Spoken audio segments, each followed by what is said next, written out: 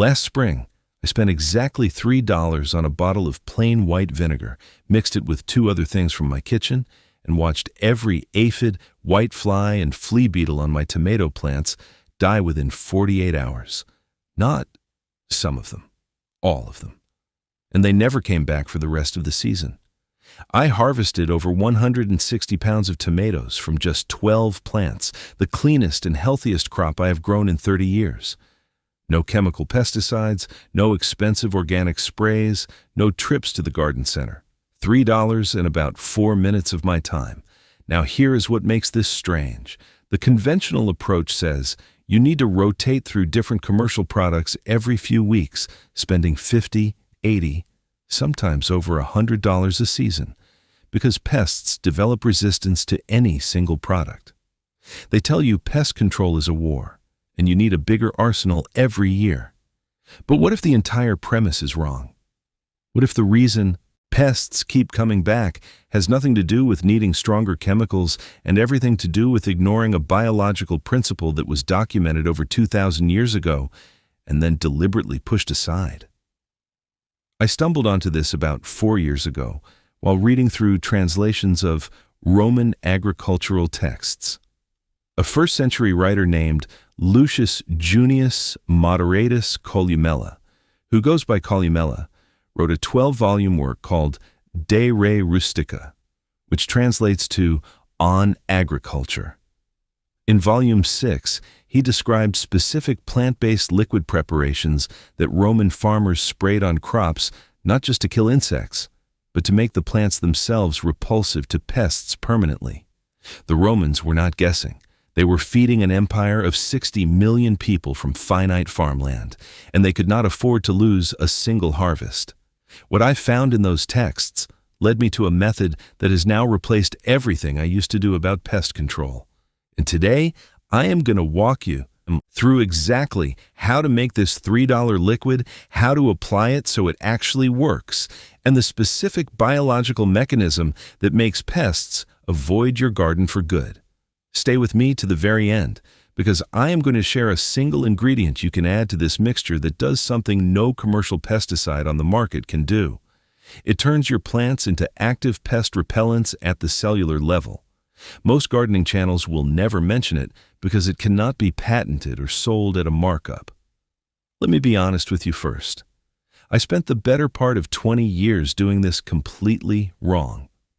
Every spring, I would walk the aisles of my local garden center, reading labels on bottles of neem oil, insecticidal soap, pyrethrin sprays, and whatever the newest organic product was that year.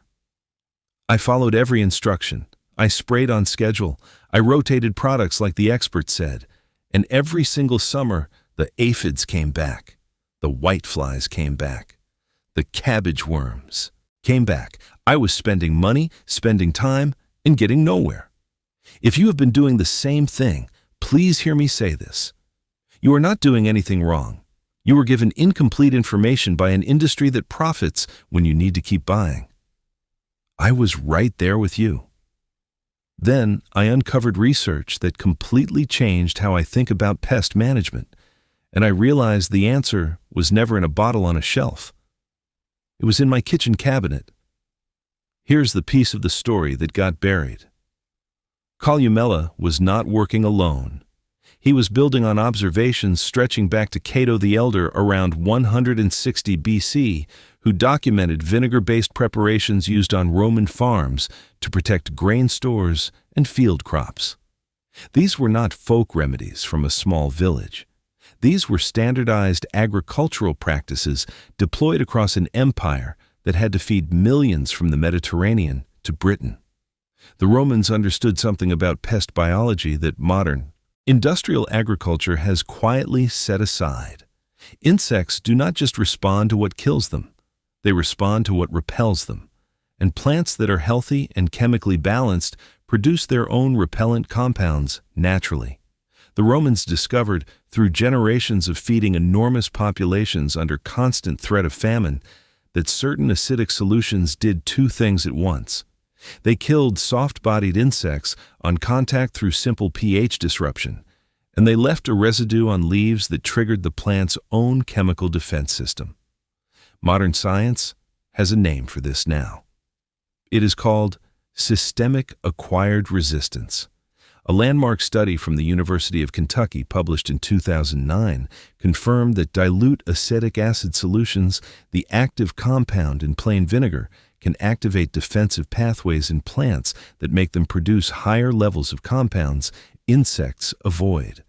The Romans figured this out through trial and survival 2,000 years before anyone had a microscope. But by the mid-20th century, when synthetic chemical pesticides became the backbone of industrial agriculture, these older biological methods were dismissed as primitive. There was no money in telling a farmer to use vinegar.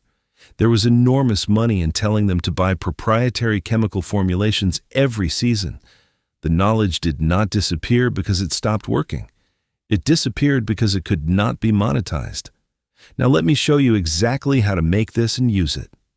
And I want to be specific because the details matter more here than in almost anything else I teach.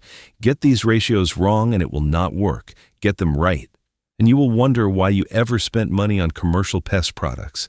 Here's what you need before we start mixing. 1 gallon of plain white vinegar, the kind that says 5% acidity on the label. Not apple cider vinegar for this main application, and definitely not cleaning vinegar, which is too strong at 20. Or a 30%, and will burn your plants to the ground. 1 standard 5% white vinegar from any grocery store, typically about $3 for a gallon. 1 tablespoon of plain liquid dish soap, not the antibacterial kind, not the kind with added moisturizers, just basic unscented dish soap. And 1 full head of garlic, roughly 10 to 12 cloves. That is the entire ingredient list. Total cost, right around $3, sometimes less if you grow your own garlic, which I hope you do. Now let me walk you through how to prepare it properly, because this is where most people make the mistake that ruins the whole thing. Start by peeling and crushing all 10 to 12 cloves of garlic.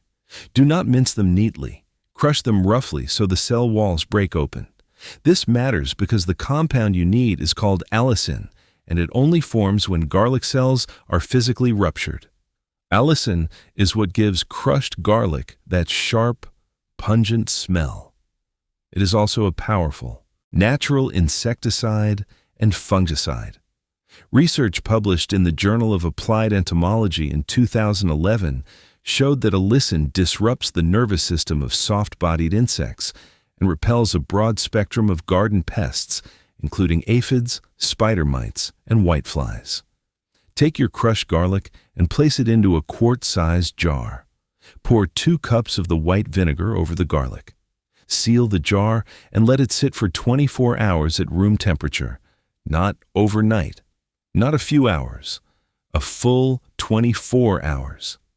During this time, the acetic acid in the vinegar extracts and stabilizes the allicin, creating a concentrated base that is far more potent than either ingredient alone. I skipped this waiting step for 2 full seasons because I was impatient and the mixture barely worked.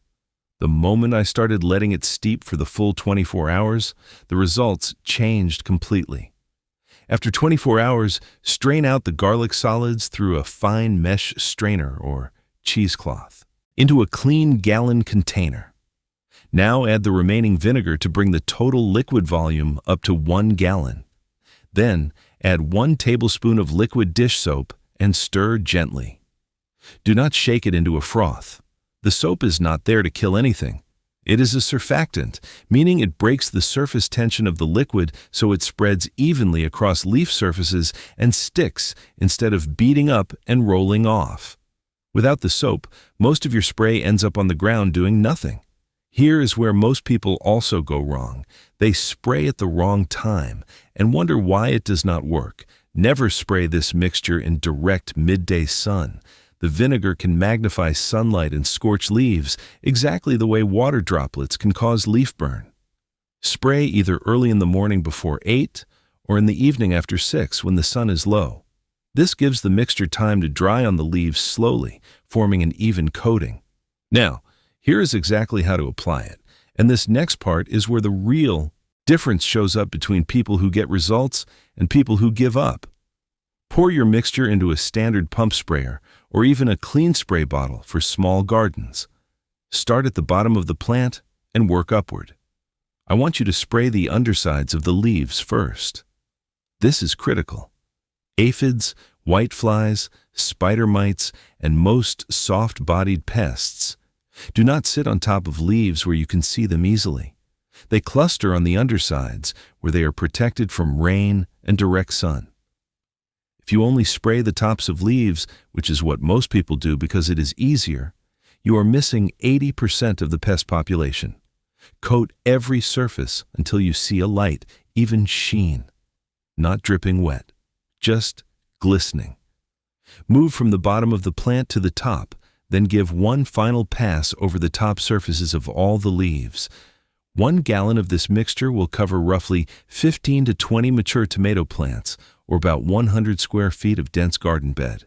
For your first application, spray once and then wait 48 hours. Walk out and inspect your plants closely. Look at those leaf undersides. What you should see is dead or dying soft-bodied insects and, more importantly, a noticeable reduction in new pest activity.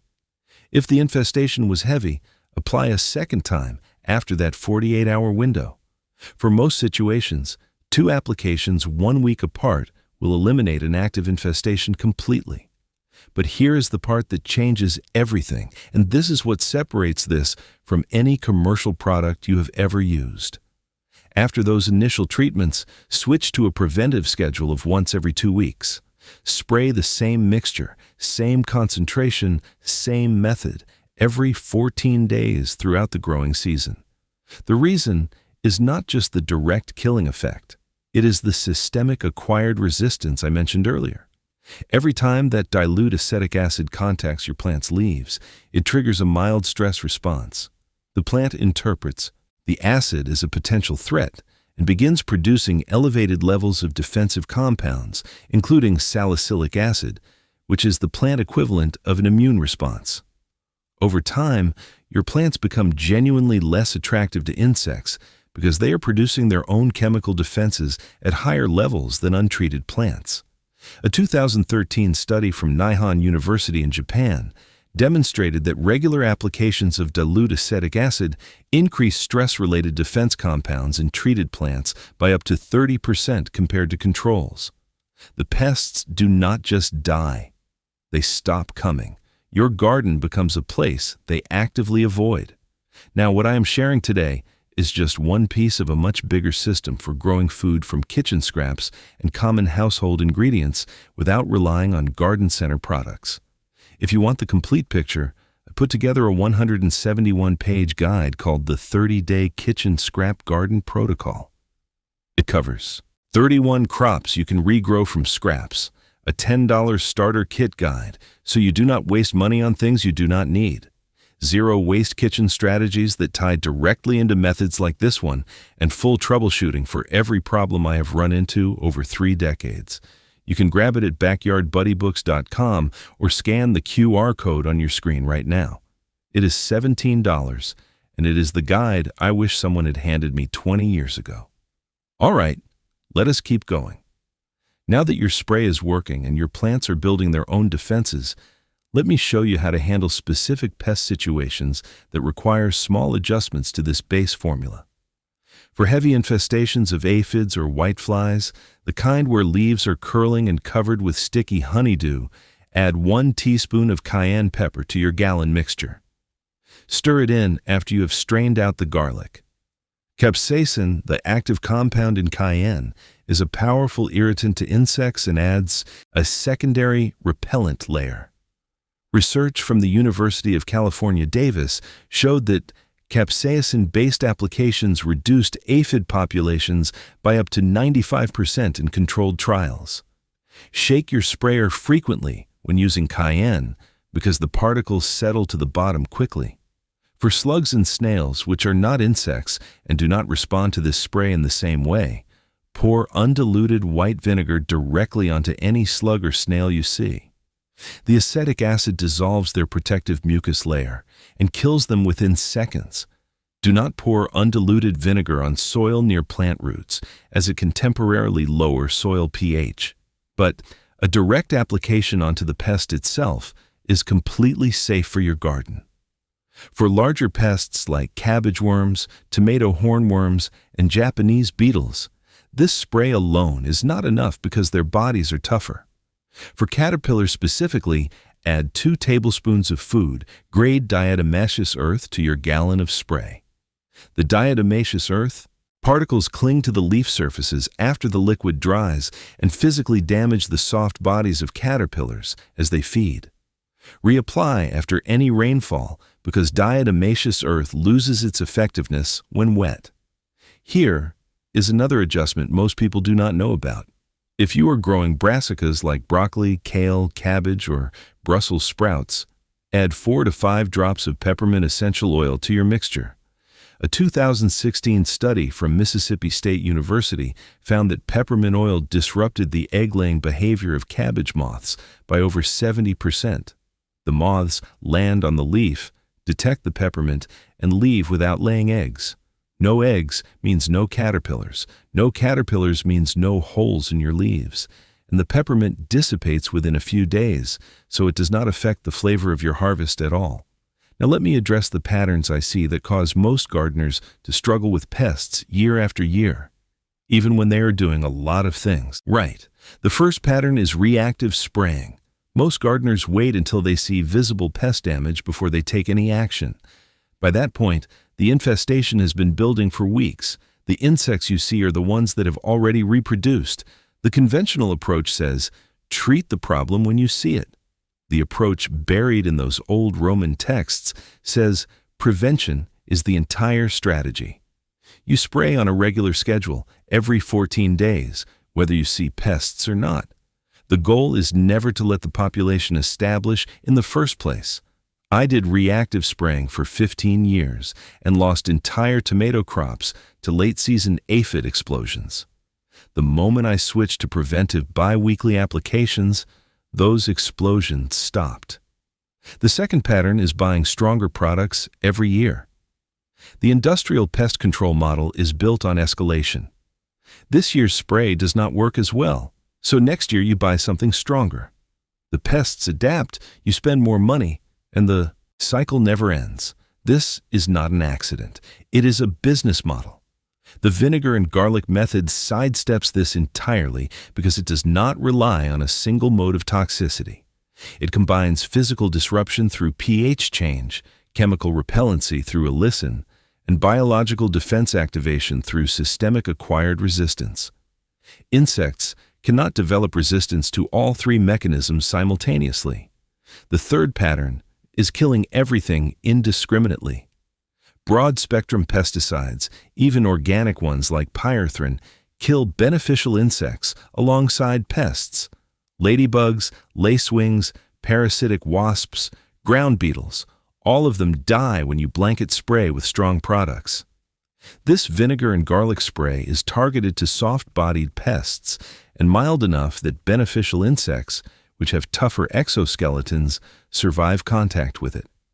After 2 seasons of using this method exclusively, I noticed my garden had more ladybugs and predatory wasps than I had ever seen. The beneficials moved in because I stopped killing them, and they became a permanent, free pest control force. The fourth pattern is neglecting soil health as a pest management tool. Plants growing in depleted, compacted soil produce fewer of their own defensive compounds. They are weaker, more stressed, and more attractive to pests. If you are fighting the same pest problems every year despite spraying, the real issue may be below the surface. Adding 2 to 3 inches of compost to your beds every fall, which you can make from kitchen scraps at zero cost, feeds the soil biology that feeds your plants.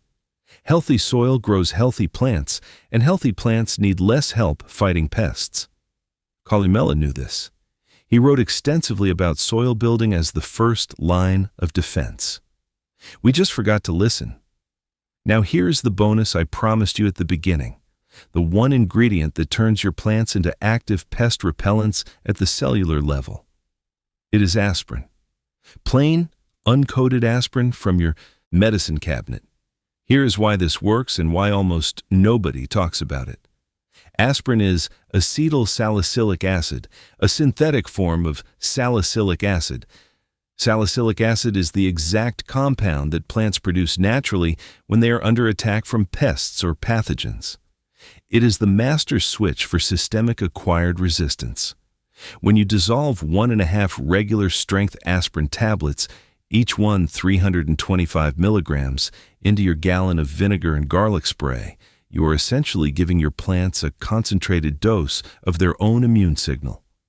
A widely cited study from the United States Department of Agriculture, published in collaboration with researchers at Cornell University, found that plants treated with salicylic acid solutions produced significantly higher levels of defensive enzymes and were measurably more resistant to both insect attack and fungal disease.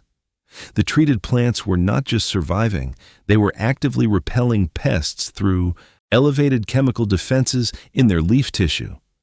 Dissolve the aspirin tablets in a cup of warm water first, then add that to your gallon mixture. Apply the same way, same schedule, same technique. The aspirin does not change how you use the spray. It supercharges the immune response your plants were already beginning to build from the vinegar alone. I added aspirin to my spray 3 seasons ago, and that single change reduced my overall pest pressure by what I estimate to be 50% beyond what the vinegar and garlic alone achieved. My tomato plants went from occasional aphid visits to virtually none. My pepper plants, which used to get hammered by spider mites every August, have been clean for 3 straight years. This is the knowledge that was buried, not because it does not work, because it works too well, and it costs almost nothing. Columella wrote about plant-prepared solutions that triggered what he called vigor against corruption.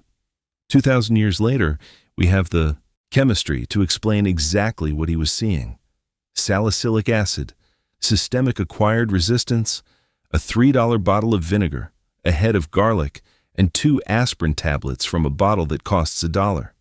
The industrial pest control market in the United States generates over $16 billion annually. A kitchen cabinet remedy that eliminates the need for almost all of those products is not knowledge they are eager to spread. But you have it now. What I shared today is genuinely one of the most effective things I have learned in over 3 decades of growing food, and it barely scratches the surface of what is possible when you stop buying and start making. If you want the full system for growing more food from less, including scraps from your own kitchen, the 30-day Kitchen Scrap Garden Protocol lays out everything. It is 171 pages covering 31 regrowable crops, a complete $10 starter kit, so you know exactly what to buy and what to skip. 0 waste kitchen strategies that tie into everything we talked about today, and full troubleshooting for every problem you are likely to run into. You can grab it at backyardbuddybooks.com or scan the QR code right there on your screen. $17, and it pays for itself before you finish the first chapter. $3, 4 minutes. A method that has been sustaining food production since before the Roman Empire and confirmed by modern university research. The pests stop coming because your garden stops inviting them. That is not a war. That is just good biology. Try this on your next planting and let me know how it goes in the comments. I read every single one. I will see you in the next video.